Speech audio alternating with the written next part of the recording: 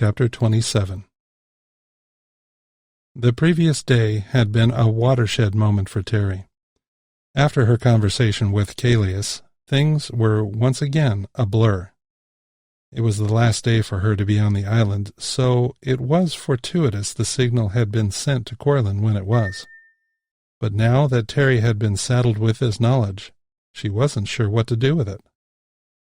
Later that same afternoon, Terry spent the necessary time putting together the things she had brought into Creelon's home, where she had been staying the last month. It took 3 trips back and forth to the boat to carry all her things back. Before leaving Creelon for the last time, she sat on a chair next to his bed, staring at her would-be lover, with feelings of love and love lost. Her final parting words were, "With all my love." As she stood to leave, she stared at him and had a foreboding feeling this was going to be the last time she would be able to spend time with him like this. She had no idea just how prophetic those thoughts were. The night before was a troubled one for Terry, for many reasons. The news she received about the impending volcanic eruption was foremost on her mind, since it was something poised to eradicate everything and everyone she had ever known. Aside from that impending disaster, there was also a part of her feeling very anxious over her scheduled departure the next day. She would no longer be near her dear Creelon, and wasn't looking forward to the departure at all. After lying on the couch for a couple of hours, she decided to do something symbolizing her own feelings for Creelon. She wanted to send him a message which would complement the beautiful letter he had written to her. She got up, took out some writing materials, and selected a piece of parchment. Earlier in the week, she had found the same cache of parchment Creelon had used for his own manuscript to her.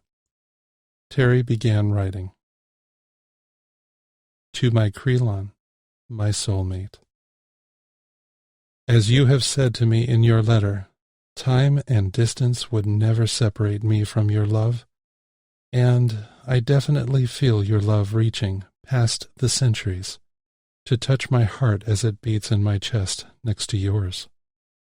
Creelon, my love, you are beautiful to me in so many ways. When I am cold at night, the simple thought of you makes me warm. When I am anxious, your hands fondle my soul, making me feel calm and safe. I find security and safety in the arms that I see in the logs and videos I have watched. I love you for the you inside, and not just the beautiful you on the outside. I am awash with happiness that Lorana has chosen me to be your mate, as well as sadness that we cannot be together in body as we are in spirit. Please know that, as you have said in your beautiful letter to me, my heart will no longer beat in my own chest, because it now lays next to yours. It will remain there throughout the ages, to give you safe harbor and a comfortable place to come home to. As incredible as it may seem, there is a part of me that truly feels we were meant to be together. You were born on a planet not my own, and were born eons before I ever existed. But I can't help but feel that there must have been some cosmic force that reached beyond the stars, beyond time itself, and saw that you and I were meant to be together. My heart continually persuades me to believe that, even though we are still separated by this small distance of time, one day we will be together in body as well as in spirit. I know it. I feel it. Until that wonderful day comes, my love, please know that I give all of my mind, body, and soul to you. With unending love, Terry Tellendor. When she finished the letter, she rolled it up, tied a ribbon around it, and placed it in the same location as Creelon's original manuscript. Standing by his bedside, she reached up with 2 fingers, kissed them, then symbolically sent that kiss sailing toward him. She glanced up to the wall panel where her letter to him resided, hoping and wishing he would somehow read it wherever he was. There was now only one last thing to do. Sitting down on the couch, Terry entered the world of the amulet and was once again rewarded with not only her companion Corlin, but a surprise. "Lorana!" exclaimed Terry.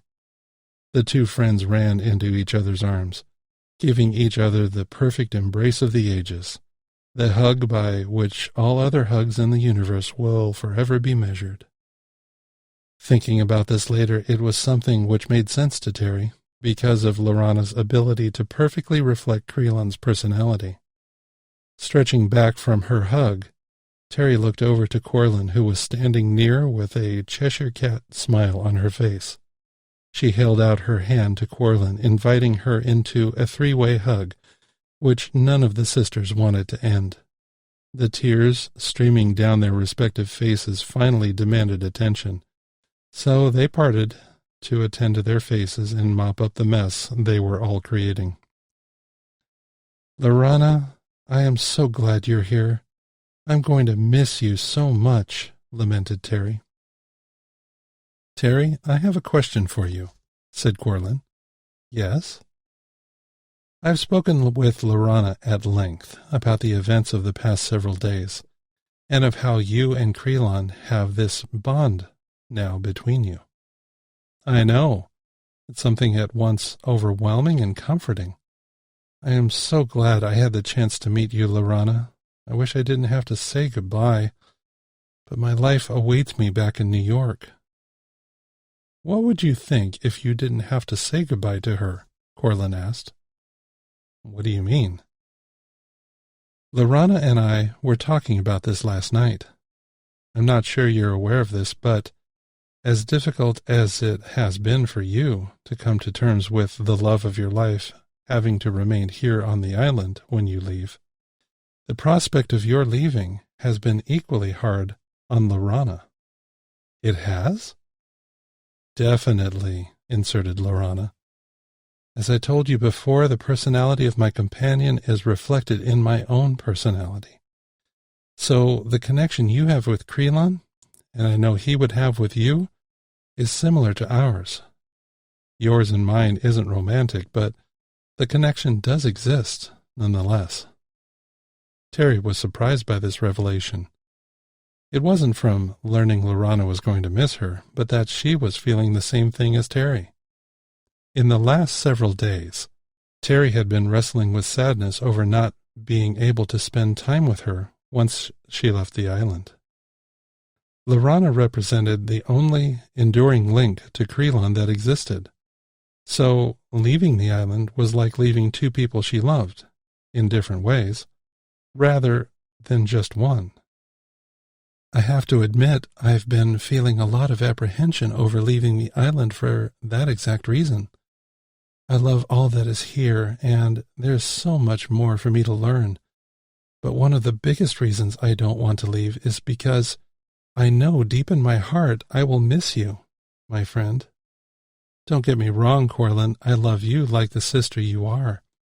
But Lorana is someone who, I don't know, it's hard to explain." "I understand completely, Terry. You don't have to explain it," consoled Corlin. "But as I alluded to earlier, I think we may have come up with a solution to the problem." "Tell me more." "What would you say to the idea of Lorana coming with us?" Terry's eyes darted back to Lorana's expectant, yet pensive face.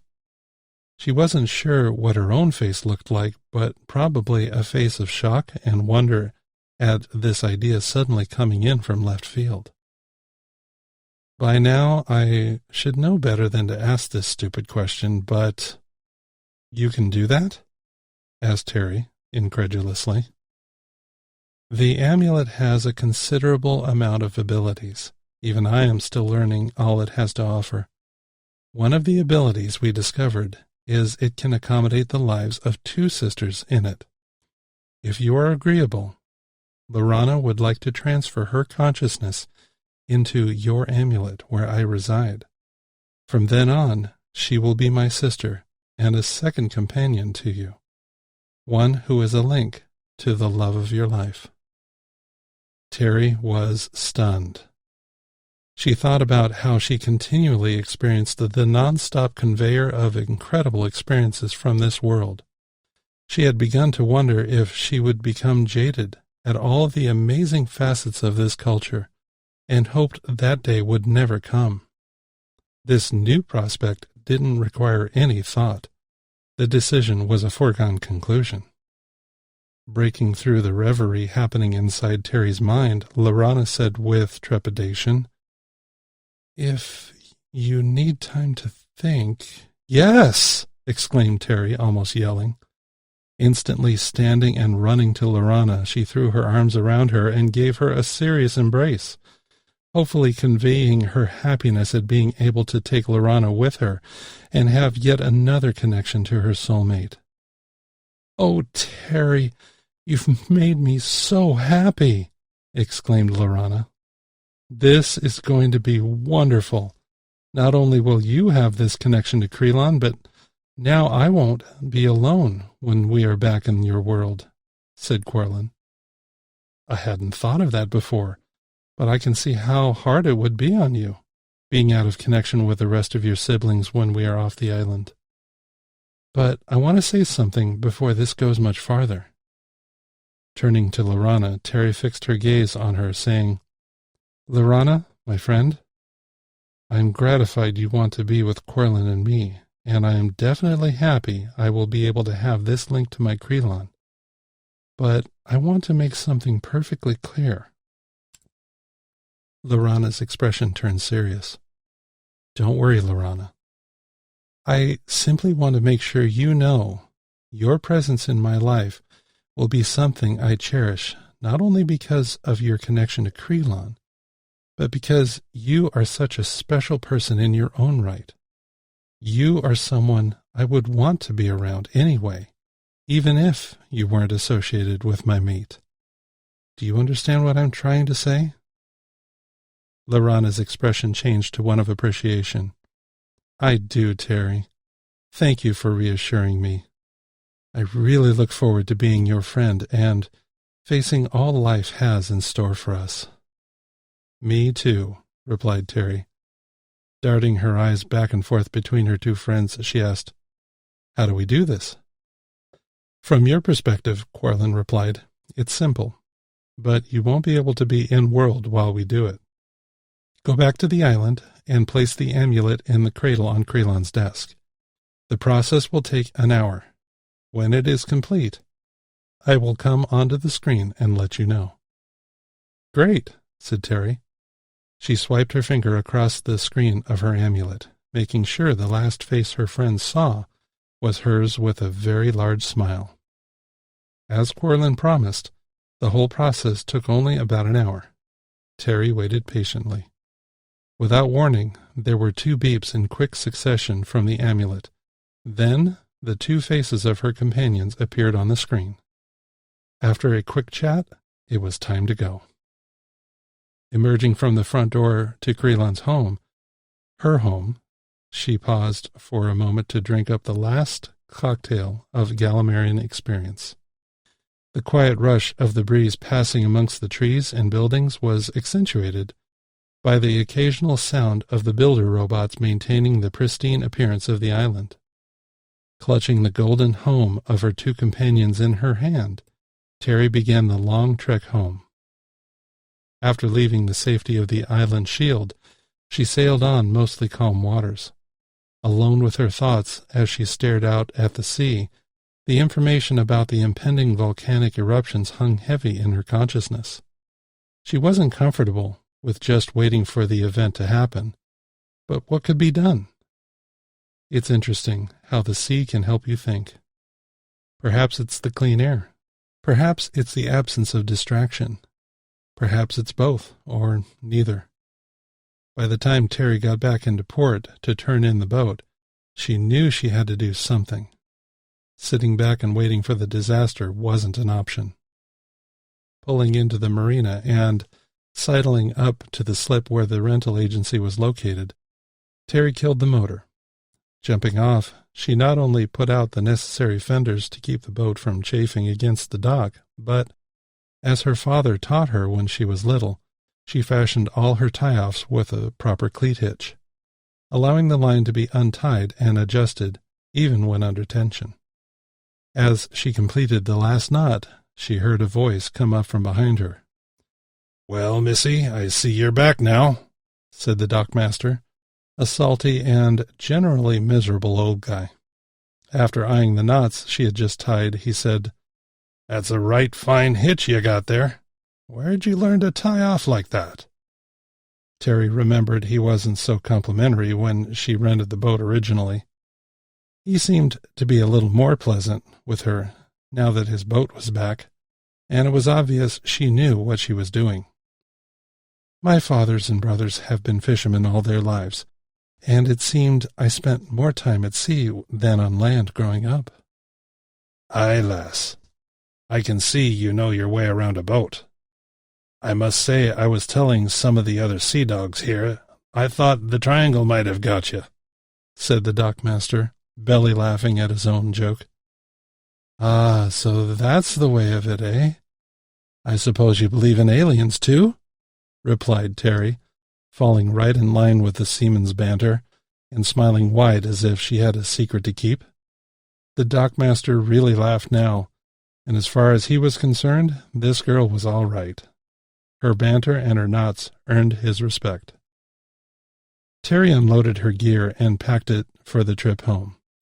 It was a race to get all her things checked in at the airport and get to her plane on time. As she sat in her seat, the people around her thought she was slumbering. They had no idea she was gone into the amulet and was enjoying her time with her two besties. While there, Terry brought up a serious subject needing to be discussed. "Girls, I need to talk to you about what we learned from Callias." "You mean about the eruption?" asked Querlin. "Exactly. What's bothering me is I have this feeling something needs to be done. I can't just sit on the sidelines waiting for the apocalypse to happen. The thing is, I don't want to make any decisions which might jeopardize my Galimarian family." "What do you have in mind?" asked Lorana. "I propose we try to get some pretty smart people in my world to take a look at the TSM. Lorana and Querlin looked at each other for a moment. In the flash of a second there was an immediate understanding that the technology of Galimar was going to be under the microscope, and this could easily come into violation of the Technology Isolation Directive of the Galimarian Grand Council. All were more than familiar with the way Traxxas destroyed itself when the technology wasn't used for peaceful purposes, as intended, but rather for gaining power, leading to the destruction of the entire planet. The quandary here on Earth, though, was, if nothing was done, the destruction of the entire planet was going to happen anyway. On a purely logical level, there really was only one decision to be made. Do nothing, and all life would be destroyed? Do something, and risk the consequences of revealing the island to humans. The latter gave humans and Galimarians the best chance of surviving an otherwise unsurvivable eventuality. Slowly, Querlin turned her head to Terry. "My friend, Lorana and I support you in whatever decision you make." So, there it was. The die had been cast. Once Terry got back to New York, she would get in touch with her friend Lynn, who had been in the military, and would know who to contact. The greatest minds of the planet needed to be involved to ensure the human race its best chance of survival. This also meant one other thing of great importance to the women. Soon, all three would return to New Galimar. Hey, fellow Galimarians, this is Dan Adrian, and I just wanted to say thank you for listening to my book. If you can, please click like down below because it really helps me bring these videos to you and lets me know what you like. Also, if you haven't already, please subscribe and click on the bell so that you'll get notified when I release more chapters. If you have any questions about this or any other of my books, or if you want to know more about what it takes to write a novel like this one, please make sure you leave your question in the comments below. Thanks again. I'll see you soon.